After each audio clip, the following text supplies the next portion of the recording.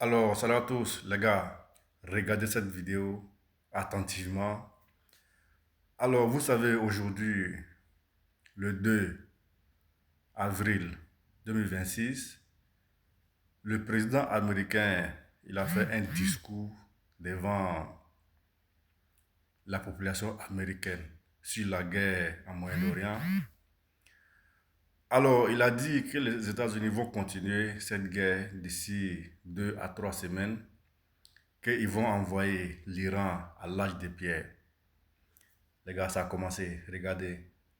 Ils ont commencé à cibler les infrastructures civiles, pardon. Ils ont commencé à cibler des ponts et des autoroutes et des universités, pardon, en Iran. Les gars, ce qui se passe là, ça devient très, très, très, très grave. Ça veut dire que les États-Unis ne sont pas capables de vaincre l'armée iranienne. Parce qu'après un mois et quelques de bombardements, l'Iran continue à lancer des centaines de missiles et de drones tous les jours sur Israël, sur les pays du Moyen-Orient également et sur les bases américaines.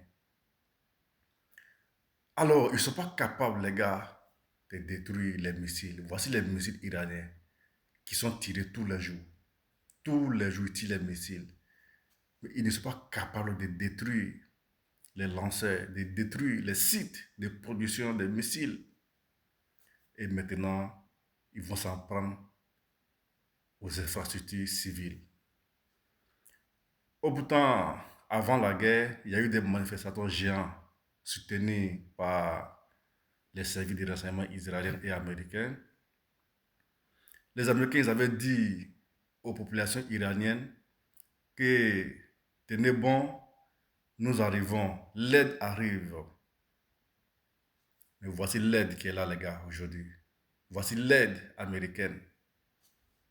Détruire les ponts, détruire les universités, détruire les sites de production de gaz, détruire des centrales électriques.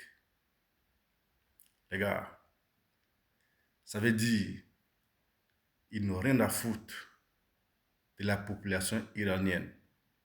Ils n'ont rien à foutre. S'ils ont quelque chose à faire avec la population iranienne, ils vont se concentrer uniquement sur les objectifs militaires.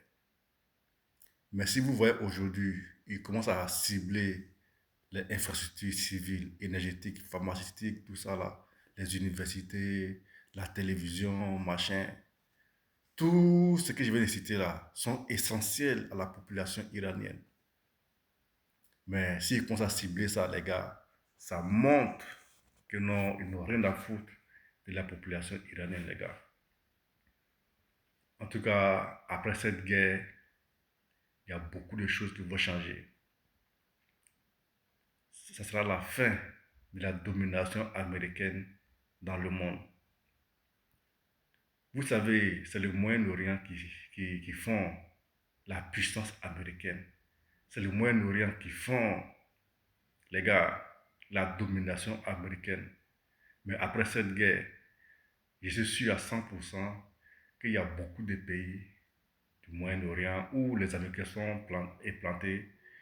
Il y a beaucoup de choses qui vont changer. Parce qu'ils ont signé des accords avec les États-Unis, des accords de défense. Les gars, mais depuis la guerre a commencé là, cet accord-là, on n'a pas vu, hein, l'accord n'est pas rentré en vigueur.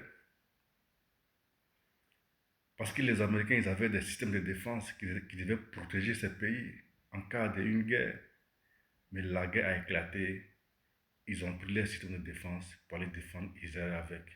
Pour laisser les pays du Moyen-Orient tout seuls. Les gars, franchement, c'est incroyable. En tout cas, après cette guerre,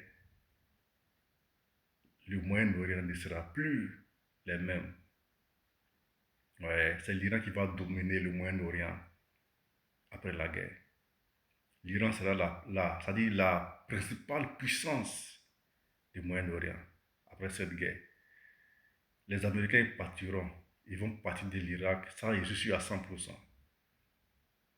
Ils vont partir du Qatar, ça j'en suis sûr.